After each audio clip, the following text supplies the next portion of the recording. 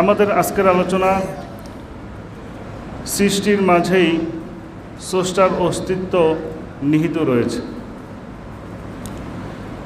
সৃষ্টির মাঝেই স্রষ্টার অস্তিত্ব। আমাদের জীবন, আমাদের মরণ, আমাদের বেঁচে থাকা, আমাদের মরে যাওয়া, উদ্দেশ্যহীনভাবে জীবনযাপন করা আর উদ্দেশ্যপূর্ণভাবে জীবনযাপন করা, চুরি, ডাকাতি, ছিনতাই, রাহাজানি ইত্যাদি অন্যায়মূলক কাজ করতে তাদের কোনো বাধা থাকবে না, কারণ তাদেরকে শাস্তি দেওয়ার মতো কেউ নেই। তো তখন দেখা যাবে এক শ্রেণীর মানুষ তারা বঞ্চিতদের অন্তর্ভুক্ত হয়ে যাবে, তারা সুবিধা বঞ্চিত হয়ে যাবে। তাদের এই সুবিধা বঞ্চিত থাকাটা এমন হয়ে যাবে যে তাদের পরবর্তীতে কোনো আশাও থাকবে না যে তারা পরবর্তীতে নিজেদের হকটা আদায় করতে পারবে। দুনিয়াতেও পারবে না, আর পরকাল তো পারবেই না। আর এর বিপরীতে যদি আমরা স্রষ্টার অস্তিত্বকে মেনে নেই, তাহলে আমাদের জীবনে পরকাল প্রবেশ করবে। আমাদের মৃত্যু, কবর, হাসর নাসর, জান্নাত জাহান্নাম, এগুলো সব আমাদের জীবনের একটা অংশ হয়ে দাঁড়াবে। এমনকি এগুলোই আমাদের জীবনের প্রধান লক্ষ্যবস্তুতে পরিণত হবে। এর সাথে সাথে পরকালীন জীবনের সাথে সাথে ইহকালীন জীবনেও অনেক ধরনের পরিবর্তন আসবে। যেমন আমাদের অন্তরে সব সময় একটা জিনিস বিরাজ করবে, সেটা হলো সৃষ্টিকর্তা একজন আছেন। তো সৃষ্টিকর্তা একজন থাকলে এই জিনিসটা যখন আমাদের অন্তরে থাকবে, তখন আমরা কোনো ধরনের অন্যায় কাজ করতে গেলে আমাদের মনে হবে সৃষ্টিকর্তা আছেন, তিনি দেখতেছেন। আমি কোনো অন্যায় কাজ করলে এর পরিবর্তে আমাকে শাস্তি ভোগ করতে হবে। বলেন ঠিক কি না? সৃষ্টিকর্তা থাকলে তখন মানুষ অন্যায় কাজ থেকে বিরত থাকবে। সৃষ্টিকর্তা আছেন বিধায় আমার প্রতি যদি কখনো কোনো ধরনের অন্যায় হয়, অবিচার হয়, জুলুম হয়, আর আমি সেটার প্রতিশোধ গ্রহণ করতে না পারি, তাহলে নিজের মনকে অন্তত এই বলে সান্ত্বনা দেওয়া যাবে যে সৃষ্টিকর্তা একজন আছেন, তিনি দেখতেছেন। আজকে আমার প্রতি যে জুলুম হয়েছে, যে অত্যাচার হয়েছে, এর বিচার তিনি একদিন করবেন। বলেন ঠিক কি না? ঠিক না? এর বিচার তিনি একদিন করবেন। এবং আজকে আমার যে ক্ষতি হয়েছে, এর চাইতে উত্তম ক্ষতিপূরণ তিনি একদিন আমাকে অবশ্যই ফিরিয়ে দিবেন। তো সৃষ্টিকর্তা একজন আছেন, এটা যদি আমরা মেনে নেই, তাহলে আমরা বিপদে আপদে ধৈর্য হারাবো না। বিপদে আপদে আমরা নিজেদেরকে শেষ করে দেব না, আমরা আত্মহত্যার পথ বেছে নিব না। আমরা সৃষ্টিকর্তার উপর ভরসা রাখব। আমরা মনে করব সৃষ্টিকর্তা আছেন, তিনি দেখতেছেন।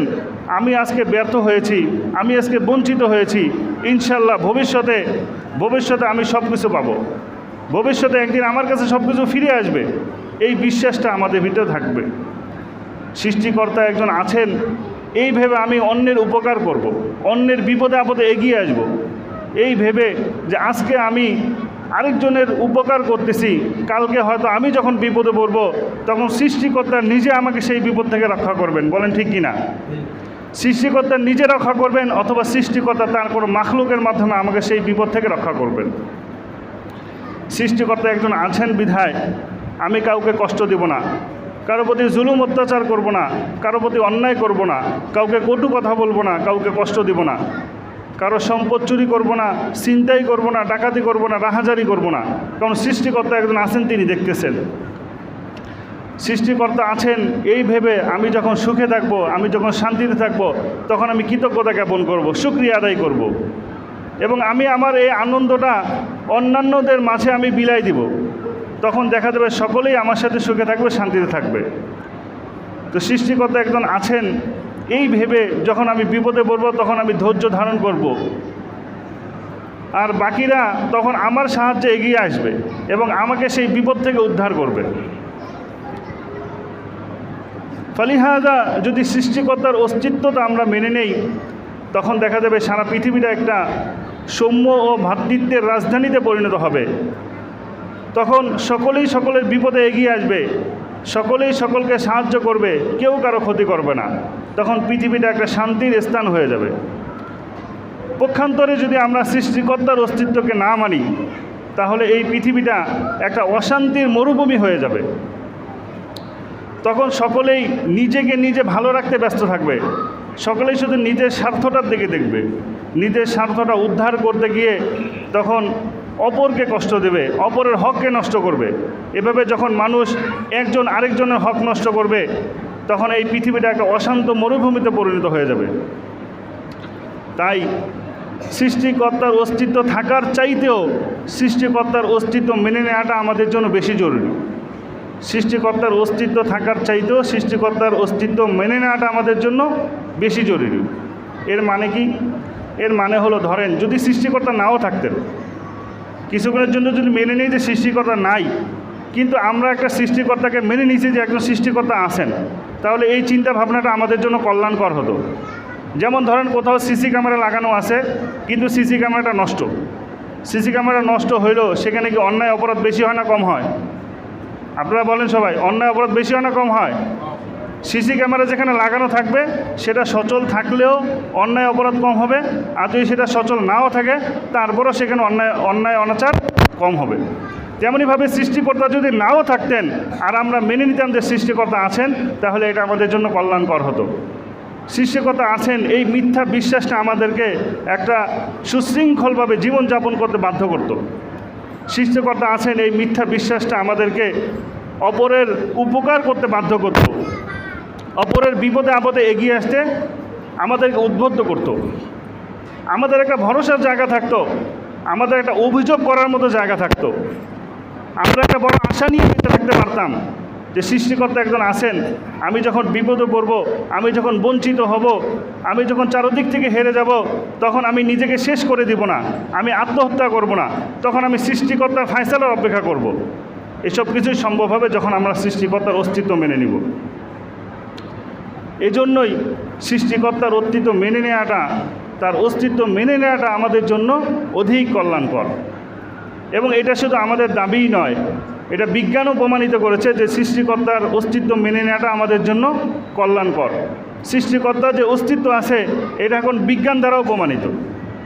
মার্কিন যুক্তরাষ্ট্রের একটা শিক্ষা প্রতিষ্ঠানে কিছু ছাত্রছাত্রীকে নিয়ে, কিছু শিক্ষার্থীকে নিয়ে একটা গবেষণা করা হয়।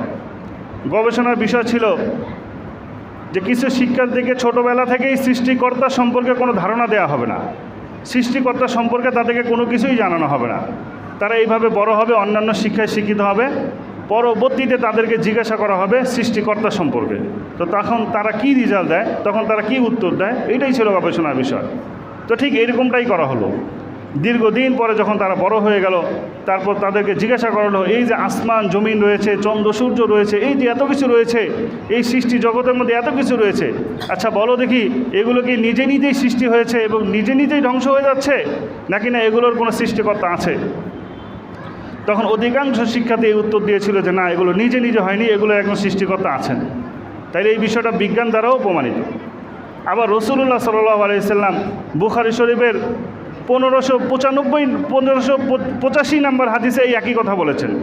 রাসূল সাল্লাল্লাহু আলাইহি সাল্লাম ইরশাদ করতেছেন, কুল্লু মাউলুদিন ইউলাদু আলাল ফিতরাতি ফাআবাওয়াহু ইউহাউইদানিহি আও ইউনাসসিরানিহি। রাসূলুল্লাহ সাল্লাল্লাহু আলাইহি সাল্লাম বলতেছেন যে প্রত্যেকটা শিশু যখন জন্মগ্রহণ করে তখন সে স্বাভাবিক স্বভাব নিয়ে সে জন্মগ্রহণ করে, অর্থাৎ সৃষ্টিকর্তা যে একজন আছেন এরকম একটা বিশ্বাস নিয়েই ওই শিশুটা জন্মগ্রহণ করে। কিন্তু পরবর্তীতে তার পিতামাতা তাকে ইহুদি বানায়, খ্রিস্টান বানায়, তাকে নাস্তিক বানায়, তাকে মোরতাদ বানায়, এই ধরনের বিভিন্ন দীক্ষায় তাকে দীক্ষিত করে। কিন্তু বাস্তবিক অর্থে প্রতিটা শিশু তাকে আল্লাহ তাআলা রব্বুল আলামিন সৃষ্টিকর্তার উপর বিশ্বাসী রূপেই দুনিয়াতে পাঠিয়েছেন। তো সৃষ্টিকর্তার উপর যদি আমরা বিশ্বাস করি তাহলে আমাদের লাভ না ক্ষতি? আমাদের লাভ, অনেক লাভ। বিজ্ঞান এই বিষয়টাও প্রমাণিত করেছে। বিজ্ঞান এই বিষয়টা গবেষণা করে দেখেছে যে সৃষ্টিকর্তার অস্তিত্ব মেনে নেওয়ার মধ্যে আমাদের লাভ না ক্ষতি। তারা এই বিষয়টা নিয়ে ব্যাপক গবেষণা করার পরে তারা যে রেজাল্টটি দিয়েছে, তারা বলতেছে যে যারা সৃষ্টিকর্তাকে বিশ্বাস করে আর এর বিপরীতে যারা সৃষ্টিকর্তাকে বিশ্বাস করে না, তো যারা সৃষ্টিকর্তাকে বিশ্বাস করে না তাদের ভিতরে পেরেশানি থাকে অনেক বেশি, তারা দুশ্চিন্তায় ভোগে, তারা হতাশায় ভোগে।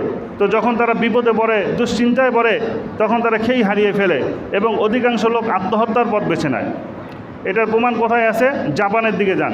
যত উন্নত রাষ্ট্র, যত বেশি ধর্ম থেকে বিমুখ, যত বেশি নাস্তিকতা, তত বেশি আত্মহত্যার পরিমাণ অনেক বেশি। তো যাদের সাহস আছে তারা তো আত্মহত্যা করে ফেলে। কিছু কিছু লোক আছে তারা নাস্তিক হওয়ার পরেও কিন্তু আত্মহত্যা করার মতো সাহস নেই, আত্মহত্যা করার মতো সাহস সবার থাকে না। তো যাদের আত্মহত্যা করার মতো সাহস থাকে না তাদের অবস্থাটা হয় আরও ভয়ঙ্কর। তারা এরকম মানসিক ভারসাম্য হারিয়ে তারা মেন্টাল পেশেন্টে পরিণত হয়। এরপর তারা এইভাবেই যে মানসিক ভারসাম্যহীনভাবে তারা অবশিষ্ট জীবনযাপন করেন। এই কারণে আমরা নির্দ্বিধায় বলতে পারি যে সৃষ্টিকর্তার অস্তিত্ব মেনে নেওয়াটা আমাদের ইহকালীন এবং পরকালীন উভয় জগতের জন্য এটা কল্যাণকর। এই সৃষ্টিকর্তার অস্তিত্ব প্রমাণ করতে গিয়ে আমাদেরকে অনেক বেশি জ্ঞানী হওয়ার প্রয়োজন নেই। আমরা আমাদের আশেপাশে যে জিনিসগুলো রয়েছে এগুলো নিয়ে চিন্তা ভাবনা করলেই সৃষ্টিকর্তার অস্তিত্ব পাওয়া যায়। যেমন ইমাম কাজী ইউসুফ রহমতুল্লাহ আলাইহি একবার প্রমাণ করেছিলেন সৃষ্টিকর্তার অস্তিত্ব। আজ থেকে প্রায় 1300 বছর আগের ঘটনা, খলিফা মাহদির জামানায় ঘটনাটা ঘটেছিল।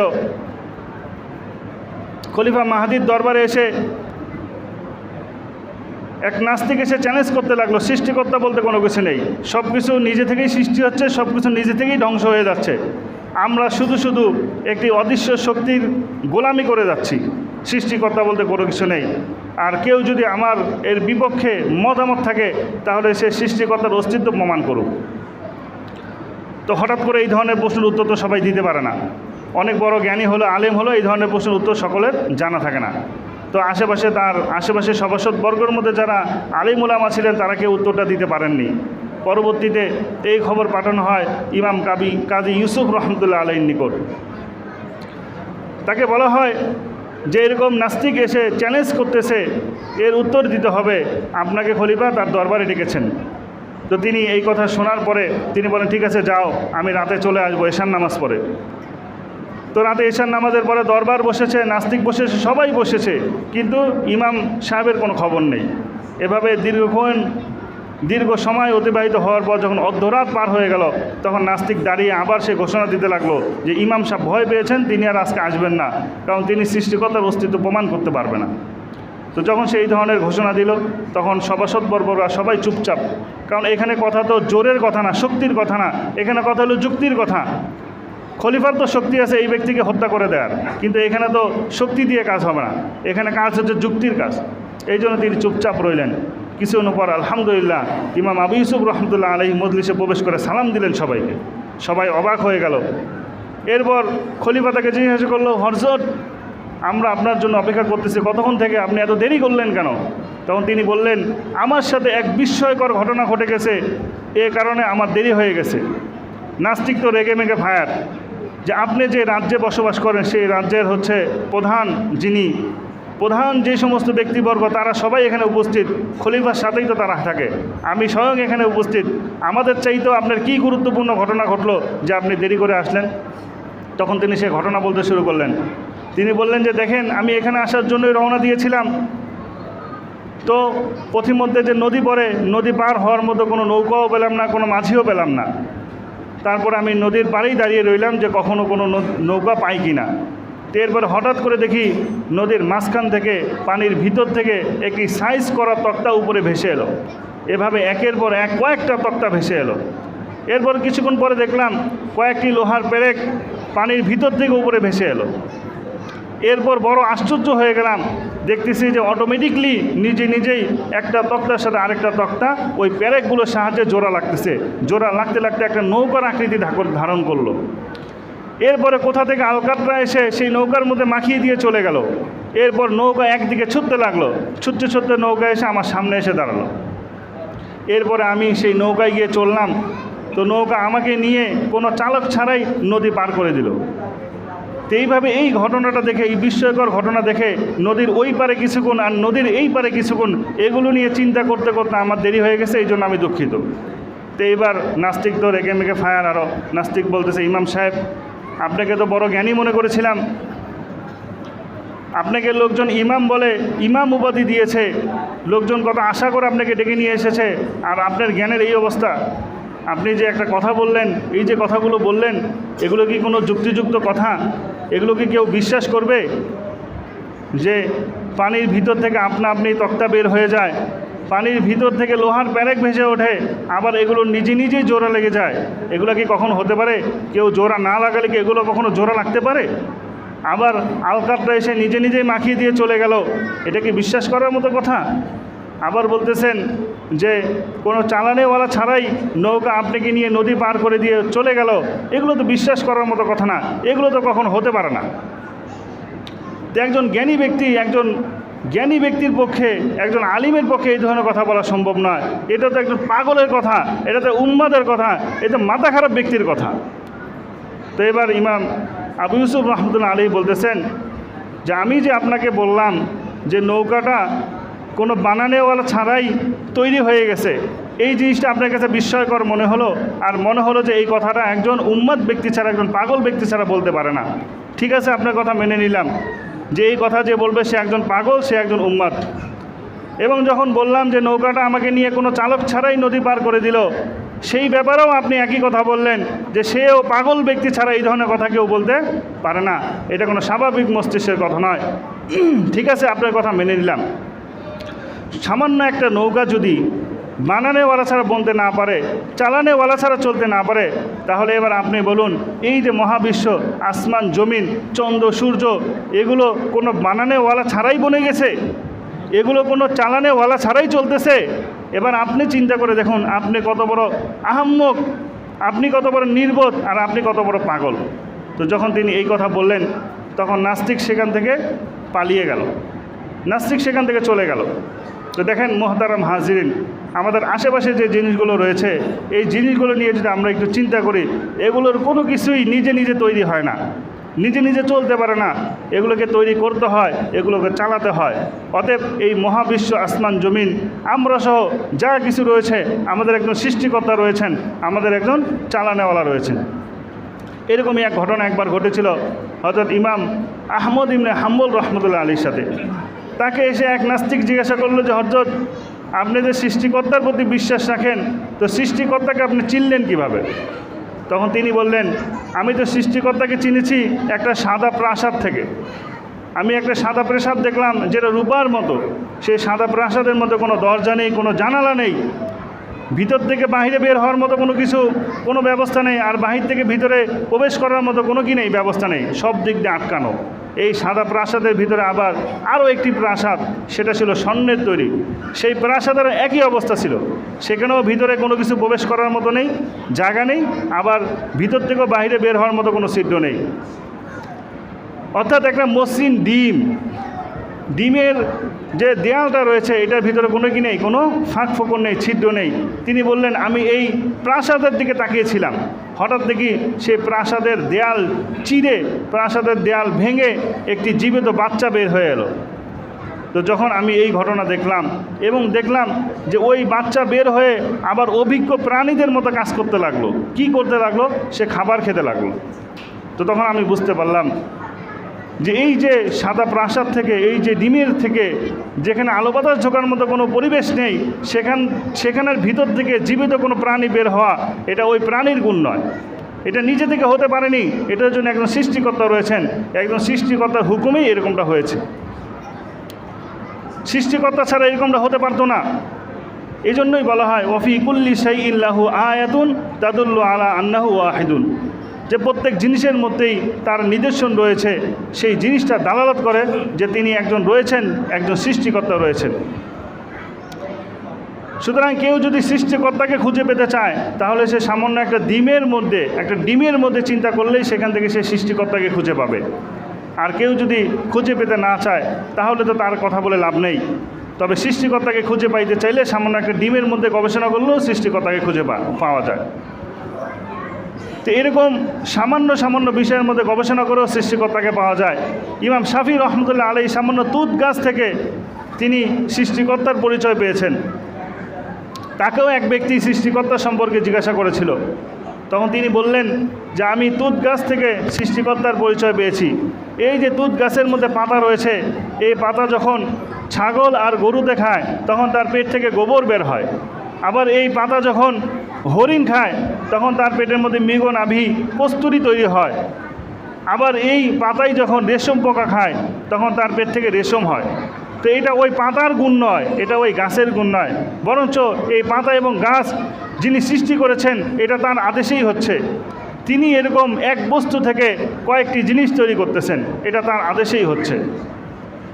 সুতরাং যে ব্যক্তি মানতে চায় তার জন্য এত কিছুর প্রয়োজন নেই, সে সামান্য বিষয় থেকে সহজেই মেনে নেবে। আর যে মানতে চায় না, তাকে হাজারটা দলিল পেশ করলেও সে মানতে চাবে না। মক্কায় অবস্থান করে আবু লাহাব সে নবীকে চিনতে পারেনি, মক্কায় অবস্থান করে আবু জেহেল সে নবীকে চিনতে পারেনি, কিন্তু সালমান ফার্সি রাদিয়াল্লাহু তাআলা আনহু সুদূর পারস্য থেকে এসে, ইরান থেকে এসে তিনি নবীকে চিনে ফেলেছেন। বেলাল হাফসি রাদিয়াল্লাহু তাআলা আনহু তিনি সেই হাফসা আবু সিনিয়া থেকে এসে তিনি নবীকে চিনে ফেলেছেন। হযরত হাসান বসরি রাদিয়াল্লাহু তাআলা আনহু তিনি বসরা থেকে এসে নবীকে চিনেছেন। অতএব যদি কেউ চিনতে চায়, যদি কেউ বুঝতে চায়, তাহলে তাকে বোঝানো যায়, তাকে চেনানো যায়। আর যদি কেউ চিনতে না চায়, বুঝতে না চায়, তাহলে তাকে হাজারটা দলিল পেশ করলেও সে চিনতে চাইবে না। কেউ যদি সত্যিকার অর্থে স্রষ্টাকে চিনতে চায়, স্রষ্টাকে মানতে চায়, তাহলে তো বাহিরেও যাওয়ার দরকার নেই। একজন ব্যক্তি যদি নিজেকে দিয়েও একটু চিন্তা গবেষণা করে, তাহলেও সে স্রষ্টার পরিচয় পেয়ে যায়। নিজের আকৃতি নিয়ে একটু চিন্তা করলেও স্রষ্টার অস্তিত্ব পাওয়া যায়। একবার বাদশাহ হারুনুর রশিদ ইমাম মালিক রহমতুল্লাহ আলাইকে বললেন যে, হজরত, আপনি তো অনেক বড় আলিম, তো আপনি আমাদের কাছে একটা জিনিস স্পষ্ট করে দেন যে স্রষ্টার যে অস্তিত্ব আছে এটা আমরা কিভাবে বুঝবো। যদি আমাদেরকে কেউ প্রশ্ন করে, অনেক সময় নাস্তিকরা এই ধরনের প্রশ্ন করে থাকে, তখন আমরা কি করব। তখন তিনি বললেন, স্রষ্টার অস্তিত্ব প্রমাণ করার জন্য খুব বেশি সূক্ষ্ম দলিলের প্রয়োজন হবে না। আপনি শুধু নিজের সৃষ্টির মাঝে একটু চিন্তা করেন, নিজেকে নিয়ে চিন্তা করেন, তাহলে আপনি স্রষ্টার পরিচয় পেয়ে যাবেন। দেখেন এই পৃথিবীতে কত অসংখ্য অগণিত মানুষ রয়েছে। এই অসংখ্য অগণিত মানুষের মধ্যে হুবহু একই রকম আপনি দুজন মানুষকে খুঁজে পাবেন না। হুবহু দুজন মানুষ একই রকম হবে না। তাদের চোখ আলাদা হবে, তাদের নাক আলাদা হবে, তাদের কান আলাদা হবে, তাদের চেহারা ফেস কাটিং আলাদা হবে, তাদের কথা বলার ধরন আলাদা হবে, তাদের কণ্ঠস্বর আলাদা হবে, এমনকি হাতের যে রেখা রয়েছে এগুলোও ভিন্ন ভিন্ন হবে। তো সৃষ্টিকর্তা যদি না থাকতেন, তাহলে এই বিশ্ব চরাচরে এমন অনেক মানুষ পাওয়া যেত যারা হুবহু একই রকম। সৃষ্টিকর্তা আছেন, তিনি সকলের থেকে হিসাব নেবেন। এখন একজনের সাথে আরেকজনের যদি সাদৃশ্য হয়ে যায়, তাহলে কে কার হিসাব দিবে? এই জন্য প্রত্যেকজন ব্যক্তিকেই আল্লাহ তাআলা রব্বুল আলামিন আলাদা আলাদা করে সৃষ্টি করেছেন। প্রত্যেকের বৈশিষ্ট্যই আলাদা আলাদা। এর মাধ্যমেই বোঝা যায় যে সৃষ্টিকর্তা একজন রয়েছেন। তো সৃষ্টিকর্তা সম্পর্কে আমাদেরকে এই জ্ঞানগুলো অর্জন করতে হবে। আমাদের ভবিষ্যৎ প্রজন্ম, আমাদের যে সন্তানরা রয়েছে, আমাদের নাতিরা রয়েছে, এরা অনেক সময় বিভিন্ন জায়গা থেকে বিভিন্ন মানুষের ষড়যন্ত্রের শিকার হয়ে পড়ে। তো গার্জিয়ান হিসেবে আমাদের দায়িত্ব আমাদের নিজেদেরকে স্রষ্টার অস্তিত্ব সম্পর্কে জানা, এবং আমাদের পরবর্তী প্রজন্ম যারা রয়েছে তারা এই ধরনের কোনো প্রশ্নের সম্মুখীন হয়ে আমাদের কাছে যদি কখনো আসে, তখন তাদেরকে সেই প্রশ্নগুলোর সঠিক উত্তর দেয়া, তাদেরকে বুঝায় দেওয়া যে সৃষ্টিকর্তা যে আছেন এই হলো তার প্রমাণ। এই যে আমাদের সামনে এগুলো রয়েছে, এগুলোই হলো সৃষ্টিকর্তার প্রমাণ। মোহতারাম হাজরিন, আমাদের যে আলোচনা আজকে এখানেই শেষ। আমাদের আলোচনার যে আজকে বিষয়টা ছিল, সেটা ছিল হলো সৃষ্টির মাঝেই স্রষ্টার পরিচয়। সৃষ্টির মাঝেই স্রষ্টার পরিচয় নিহিত রয়েছে। আমরা যদি সৃষ্টিকর্তার উপর বিশ্বাস না রাখি, আমরা যদি নাস্তিকদের মতো আমরা যদি বিশ্বাস করি যে সৃষ্টিকর্তা বলতে কেউ নেই, এই মহাবিশ্ব এমনি এমনি সৃষ্টি হয়েছে আর এমনি এমনি ধ্বংস হয়ে যাচ্ছে, তাহলে আমাদের জীবন থেকে পরকাল এটা মাইনাস হয়ে যাবে, বাতিল হয়ে যাবে, এবং আমাদের দুনিয়াতে বেঁচে থাকাটা এটা উদ্দেশ্যহীন হয়ে যাবে। তো যখন দুনিয়াতে বেঁচে থাকাটা উদ্দেশ্যহীন হয়ে যাবে, পরকাল আমাদের জীবন থেকে বাতিল হয়ে যাবে, তখন আমাদের কি হবে? তখন দেখা যাবে সবাই দুনিয়া নিয়ে ব্যস্ত হয়ে যাবে, নিজের স্বার্থ নিয়ে ব্যস্ত হয়ে যাবে, নিজেকে ভালো রাখতে ব্যস্ত হয়ে যাবে। কেউ কারো বিপদে এগিয়ে আসবে না। সকলে নিজের স্বার্থ হাসিল করতে গিয়ে দেখা যাবে যে নিজের স্বার্থটা ঠিকই হাসিল হয়েছে, কিন্তু অপরের ক্ষতি হয়ে গেছে। তো যখন প্রত্যেকে নিজের স্বার্থ নিয়ে টান দিবে, তখন কিন্তু অপরের স্বার্থ নষ্ট হবে। আর যখন প্রত্যেকেই এইভাবে করে অপরের স্বার্থ নিয়ে টান দেবে, তখন দেখা যাবে যে নিজের স্রষ্টাকে বিশ্বাস করে না, সে নিজেও ভালো থাকতে পারবে না। সকলেই সকলের ক্ষতির কারণ হয়ে দাঁড়াবে। কেউ কাউকে শান্তিমতো বাঁচতে দিবে না। তখন এই পৃথিবীটা একটা অশান্তির রাজধানী হয়ে যাবে।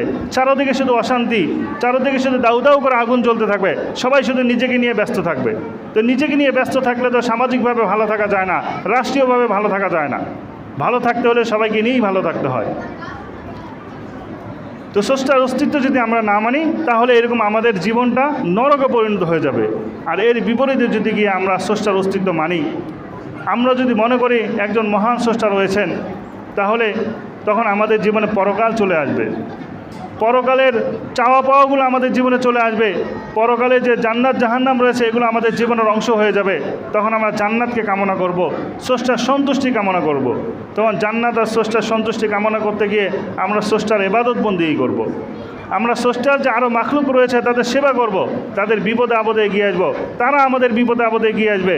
তখন কেউ কারো ক্ষতি করবে না, সবাই সবার উপকার করবে। এভাবে যখন সবাই সবার উপকার করবে, সবাই সবার ভালো চাবে, তখন এই দুনিয়ার পরিবেশটা হয়ে যাবে একটা জান্নাতি পরিবেশ, একটা স্বর্গীয় পরিবেশ হয়ে যাবে, যেখানে সবাই ভালো থাকবে, সবাই সুখে থাকবে। এই জন্য আমাদেরকে অবশ্যই স্রষ্টার অস্তিত্ব মেনে নিতে হবে। তো স্রষ্টার অস্তিত্ব যদি আমরা মেনে নেই তাহলে স্রষ্টার অস্তিত্ব প্রমাণ করতে হবে। স্রষ্টার অস্তিত্ব আমরা কিভাবে প্রমাণ করব? স্রষ্টার অস্তিত্ব প্রমাণ করার জন্য আমাদেরকে খুব বেশি দূরে যেতে হবে না, আমাদেরকে খুব বেশি সূক্ষ্ম জ্ঞানী হতে হবে না, বড় বড় ডক্টরেট করতে হবে না, বড় বড় বিশ্ববিদ্যালয় থেকে আমাদেরকে ডক্টরেট করতে হবে না, পাস করতে হবে না। বরঞ্চ আমাদের আশেপাশে যে জিনিসগুলো রয়েছে এগুলো নিয়েই যদি আমরা এটা চিন্তা ফিকির করি তাহলে এখান থেকে আমরা স্রষ্টার অস্তিত্ব পেয়ে যাব। যেমন ইমাম আবু ইউসুফ রহমতুল্লাহ আলাইহি সামান্য একটি নৌকার মধ্যে গবেষণা করে তিনি সেখান থেকে স্রষ্টার অস্তিত্ব পেয়েছেন, যে একটা নৌকা বানানোওয়ালা ছাড়া বনতে পারেনি, একজন চালানোওয়ালা ছাড়া নৌকা চলতে পারে না, তাইলে এই মহাবিশ্ব একজন বানানোওয়ালা ছাড়া বনেনি, সৃষ্টিকর্তা ছাড়া সৃষ্টি হয়নি, এবং চালানোওয়ালা ছাড়া একজন প্রতিপালক ছাড়া এই মহাবিশ্বও চলতেছে না। ইমাম আহমদ ইবনে হাম্বল রহমতুল্লাহ আলাইহি একটি সামান্য ডিম থেকে স্রষ্টার অস্তিত্বকে প্রমাণ করেছেন, যে এই সামান্য ডিম থেকে একটা মৃত ডিম, যেই ডিমের ভিতরে আলো বাতাস প্রবেশ করার মতো কোনো পরিস্থিতি নেই, সেখানে একটা প্রাণী কখনোই জীবিত থাকতে পারে না। কারণ জীবিত থাকতে হলে আলো লাগবে, বাতাস লাগবে, পানি লাগবে, এগুলোর কোনো কিছুই ব্যবস্থা নেই ডিমের ভিতরে। তাহলে সেখান থেকে যিনি এরকম একটা জীবিত প্রাণীকে বের করে নিয়ে আসতে পারেন, এটা ওই প্রাণীর গুণ নয়, বরঞ্চ একজন সৃষ্টিকর্তা রয়েছেন যার হুকুমে এরকমটি হচ্ছে। সৃষ্টিকর্তার পরিচয় প্রমাণ করেছেন ইমাম শাফি রহমতুল্লাহ আলাইহি তুত গাছ থেকে, যে তুত গাছের পাতা যখন ছাগলে খায় তখন হয় গোবর, যখন এই গাছের পাতা হরিণ খায় তখন এখান থেকে মৃগ নাভি তৈরি হয়, আর যখন রেশম পোকা খায় তখন হয় রেশম। এক এক প্রাণী খাচ্ছে, আর এক একজনের একই পাতা এক এক প্রাণী খাচ্ছে, আর তার পেটে থেকে এক একটা জিনিস বেরোচ্ছে। এটা সৃষ্টিকর্তার আদেশই হচ্ছে, সৃষ্টিকর্তার নির্দেশনই হচ্ছে, না হলে এটা কখনোই হতো না। সব প্রাণী থেকে একই রকম জিনিস বের হতো। স্রষ্টার অস্তিত্ব প্রমাণ করতে গিয়ে আমাদেরকে বেশি দূরে যাওয়ার দরকার নেই। আমরা যদি আমাদের নিজেদের সৃষ্টির মাঝে একটু চিন্তা গবেষণা করি তাহলে এখান থেকেও আমরা স্রষ্টার অস্তিত্ব পেয়ে যাব। তো স্রষ্টার এই অস্তিত্ব আমাদেরকে নিজেদেরকে জানতে হবে এবং অপরের কাছেও আমাদেরকে পৌঁছাই দিতে হবে। মোহতারাম হাজরিন, আমরা জানি যে ইসলামের বুনিয়াদ 5টি জিনিসের উপর: কালেমা, নামাজ, রোজা, হজ, জাকাত। আমাদের মসজিদ যেহেতু নতুন ছিল তাই আমরা শুরুতে মসজিদ সংক্রান্ত কিছু আলোচনা করেছি। তো এরপরে কালেমা, নামাজ, রোজা, হজ, জাকাত, এর মধ্যে কালিমা সেটা হচ্ছে ইমানের সাথে সম্পর্কিত। আজকে যে আলোচনাটা করা হলো সেটা মূলত ইমান সংক্রান্তই ছিল, বিশ্বাস সংক্রান্তই ছিল। তো ইমান, এই আলোচনাটা অনেক দীর্ঘ, এটা একটা দুইটা জুমার আলোচনা নয়, এটা শত শত আলোচনা রয়েছে এর মধ্যে। তো এই জন্য আমরা ধীরে ধীরে অল্প অল্প করে বিভিন্ন সময় ইমান সংক্রান্ত আলোচনা করব, আকীদা সংক্রান্ত আলোচনা করব। বাকি ইসলামের যে বুনিয়াদ 5টি জিনিসের উপর কালিমা, নামাজ, রোজা, হজ, জাকাত, এই 5টি জিনিসকে সামনে রেখে ইনশাল্লাহ আমরা সামনের সপ্তাহ থেকে ধারাবাহিকভাবে আলোচনা করব। আল্লাহ তাআলা রব্বুল আলামিন আমাদেরকে যে আলোচনা শুনলাম সেটা বুঝার এবং সে অনুযায়ী আমল করার তৌফিক দান করুন। ওয়া আখিরু দাওয়ানা আলহামদুলিল্লাহি রাব্বিল আলামিন।